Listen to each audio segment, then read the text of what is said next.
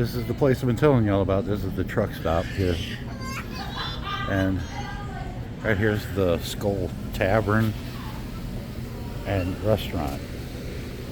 And they don't have them going right now, but this is the fireplace where they put the ribs on that roller. They haven't fired it up yet.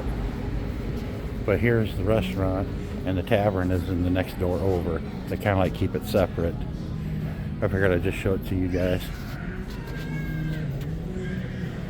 That section's always closed. Hi. You should have remembered me from the last time I was here.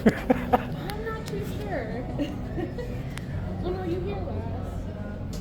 Oh, the last time I saw you was like 3 weeks ago. Yeah. I'll take a whole rack of ribs. Whole rack of ribs for to go? Yeah.